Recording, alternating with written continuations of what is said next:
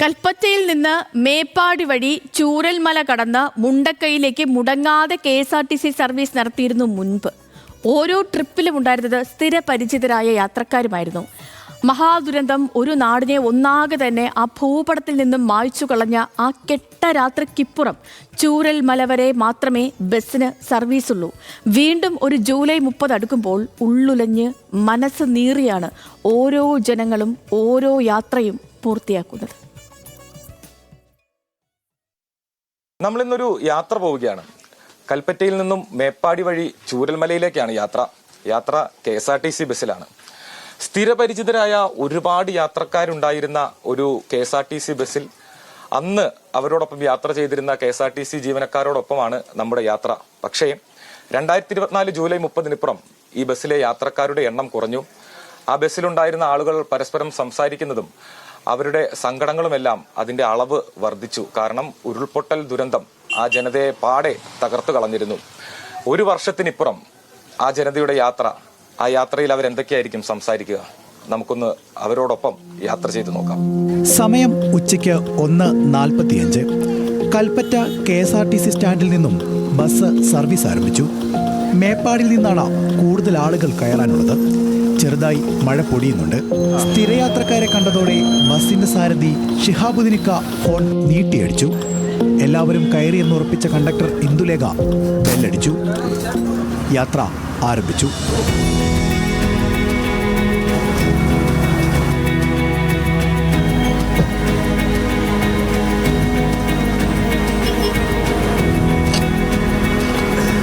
കർഷകർ, കൂലിവേല ചെയ്യുന്നവർ, എസ്റ്റേറ്റ് തൊഴിലാളികൾ, വിദ്യാർത്ഥികൾ എന്നിങ്ങനെ അതിസാധാരണക്കാരായ മുണ്ടക്കൈ ചൂരൽമല നിവാസികളുടെ ജീവിതത്തിന്റെ ഭാഗമായിരുന്നു ആനവണ്ടികൾ. ആർക്കൊക്കെ എവിടേക്കാണ് ടിക്കറ്റ് നൽകേണ്ടത്, എവിടെയെല്ലാം വണ്ടി നിർത്തണം, ഇതൊന്നും ചോദിക്കാതെ തന്നെ ചെയ്യാൻ പാകത്തിന് പരിചിതമായിരുന്നു ഓരോ യാത്രകളും യാത്രക്കാരും.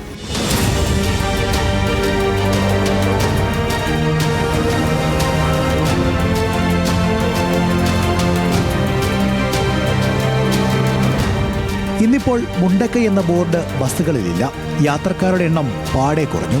എന്നാൽ ഓരോ യാത്രയും മൺമറഞ്ഞു പോയ നാടിന്റെയും ഉറ്റവരുടെയും ഓർമ്മകൾ വീണ്ടും ഉണർത്തുന്നതാണ്. നമുക്ക് ഇന്നാണ് ഇപ്പോൾ 12 മണിക്ക് എടുക്കുന്ന ഒരു ബസ്, അതിൽ നല്ല ആളുണ്ടായി. നമുക്ക് ആ പഴയ കാലം ഓർക്കേണ്ട ഒരു ഇത് വന്നു. നമുക്ക് അത്രയും ആളുണ്ടായിരുന്നു. അപ്പോൾ ഞങ്ങൾ ബസ്സിൽ നിന്ന് പറയും ചെയ്തു, ഇത്ര ആളുണ്ടല്ലോ. മറ്റേത് ഇപ്പോൾ കുറച്ച് സ്കൂൾ പിള്ളേരും പിന്നെ ഇത്രയും ഭാഗത്ത് ഞങ്ങൾ താമസിക്കുന്ന കുറച്ച് ആൾക്കാരും മാത്രം പോയി വരും അല്ലേ. മഴയുടെ ശക്തിയൊന്ന് കൂടിയതോടെ ചിലർ ആശങ്കയോടെ പുറത്തേക്ക് നോക്കിയിരുന്നു. ആ കറുത്ത ചൊവ്വാഴ്ചയുടെ ഇരുണ്ട ഓർമ്മകളായിരിക്കാം പലരുടെയും ഉള്ളിൽ.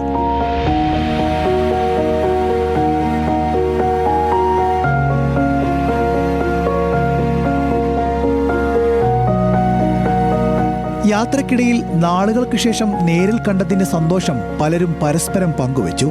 ചിലർക്ക് ഈ യാത്ര നഷ്ടപ്പെട്ടു പോയ സുഹൃത്തുക്കളെക്കുറിച്ചുള്ള ഓർമ്മകളായി. ഒന്നാണെങ്കിൽ ഇപ്പോൾ മേപ്പാടി നിന്നിട്ട് എടുത്തപ്പോൾ തന്നെ ഓർമ്മ വന്ന മുണ്ടക്കൈയിലുള്ള എൻ്റെ കൂടെ പഠിച്ച ചെക്കന്മാർ ഒക്കെ വരുന്ന ബസ്സാണ്. അപ്പോൾ അങ്ങനെയൊക്കെയുള്ളൊരു ഫീലിംഗ് ഉണ്ട്. ഇപ്പോൾ എന്താ പറയുക, പലവരും പല സ്ഥലത്ത് ഇപ്പോൾ എന്തെങ്കിലും ആയിട്ട് ഇപ്പോൾ ഞാൻ ഒരു കല്യാണം കൂടിയിട്ട് വരികയാണ്. അവിടെ പോകുമ്പോൾ കുറേ ജീവിച്ചിരിക്കുന്നവർ തന്നെയാണെങ്കിലും പല ഭാഗങ്ങളിലായി ചിന്നിച്ചെതറി കാണണമെങ്കിൽ ഇതേമാതിരി വല്ല കല്യാണമോ വീട്ടിൽ കൂടുതലൊക്കെ ആരെയും വിളിച്ച് പുറത്ത് വെച്ച് കഴിക്കുമ്പോൾ അവിടെ എത്തുമ്പോൾ എല്ലാവരും കാണും. ചിലർക്ക് പങ്കുവയ്ക്കാനുള്ളത് ഇപ്പോഴും ലഭിക്കാത്ത നഷ്ടപരിഹാരത്തെക്കുറിച്ചും തുടരുന്ന കാട്ടാന ശല്യത്തെക്കുറിച്ചുമുള്ള ആശങ്കകളാണ്. ഒരു ഇതും കിട്ടുന്നില്ല. മൃഗങ്ങൾ ശല്യമാണ് ഇപ്പോൾ ഏറ്റവും വലിയൊരു പ്രശ്നം. ഇത് ആനുണ്ട്, ഇപ്പോൾ വയലുണ്ടാവും, ഇവിടെ ഉണ്ടാവും. ഒരു കൃഷി കൊണ്ട് ഒന്നും മുന്നോട്ട് ഇവിടെ ഉള്ള ആൾക്കാർക്ക് ഇപ്പോൾ ഒരു രക്ഷയില്ല ജീവിക്കാൻ. മൃഗങ്ങൾ ശല്യം അധികാരികളെടുത്ത് പറഞ്ഞാൽ അതൊരു കാര്യമില്ല, ഒരു കാര്യം കിട്ടുന്നില്ല. 5 വർഷത്തിലധികമായി ഈ നാടിനോടും നാട്ടുകാരോടും ചേർന്ന് നിൽക്കുന്നതായിരുന്നു KSRTC ഡ്രൈവർ ഷിഹാബുദ്ദീന്റെ ഓരോ ദിവസവും. മുണ്ടക്കയിൽ കുറെ ബന്ധങ്ങളുണ്ട്. രാവിലെ 6 മണിക്കാണ് നമ്മൾ ഫസ്റ്റ് വണ്ടി അവിടെ നിന്ന് വരുന്നത്. അപ്പോൾ അവിടെയുള്ള സ്റ്റാഫ് മുണ്ടക്കയിൽ വന്നിട്ടാണ് ചായ കുടിച്ചിട്ട് പോകാറ്. അപ്പോൾ അവിടെ ചെല്ലുമ്പം ഒരുപാട് ആളുകൾ അവിടുത്തെ കൂലിപ്പണിക്കാരും അല്ലാത്ത ആളുകളൊക്കെ അവിടെ ഒരുപാട് ആളുകളുണ്ട്. അവരുമായിട്ട് നല്ല ബന്ധങ്ങളാണുള്ളത്. അപ്പോൾ ഇപ്പം അവരെ കാണാതാകുമ്പോൾ നമുക്ക് മാനസികമായിട്ട് വിഷമമുണ്ട്. 1.5 വർഷം മാത്രമേ ആയിട്ടുള്ളൂ എങ്കിലും ഈ നാടുമായി ഉണ്ടായ വലിയ ആത്മബന്ധത്തിന്റെ ഓർമ്മകൾ പങ്കുവയ്ക്കാനുണ്ട് കണ്ടക്ടർ ഇന്ദുലേഖയ്ക്ക്. മുണ്ടക്കൈയൊക്കെ ഞങ്ങൾ പോകുമ്പോൾ അവിടെയൊക്കെ ഒരു ചായക്കടയൊക്കെ അവിടെ നിന്ന് ചായക്ക കുടിക്കുന്നതായിരുന്നു. അപ്പോൾ അവിടെ കൊതിച്ചു പോയി എന്നൊക്കെ പറഞ്ഞ് കേട്ടപ്പോൾ ഭയങ്കര സങ്കടമായിരുന്നു. കുറേ ആൾക്കാർ, എത്രയോ ആൾക്കാർ നമ്മൾ കണ്ടുപരിചയം ഉണ്ടല്ലോ. ഇന്നും ഇവിടെ ഈ റൂട്ട് വരുന്നേരം ഇവിടെ നിന്ന് അങ്ങോട്ട് തിരിച്ചു പോകുമ്പോൾ ഫുള്ള് ലോഡായിട്ടായിരുന്നു പോയത്. കുട്ടികളും ഒക്കെ കൂടിയായിട്ട് ഭയങ്കര തിരക്കായിരുന്നു. ഇടയ്ക്കൊക്കെ ഞാൻ വരാറുള്ളൂ, പക്ഷെ ആ വരുന്ന റൂട്ട് സ്ഥിരമായിട്ട് വരാറില്ല.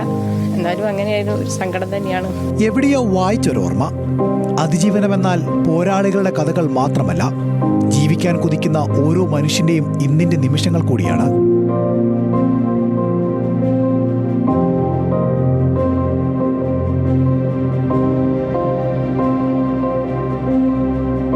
അവർ യാത്ര തുടരുകയാണ്. ഷാഫിക്കൊപ്പം ബെൻസൻ ബാബു മങ്ങാട്ട്, ന്യൂസ് മലയാളം, ചൂരൽമല.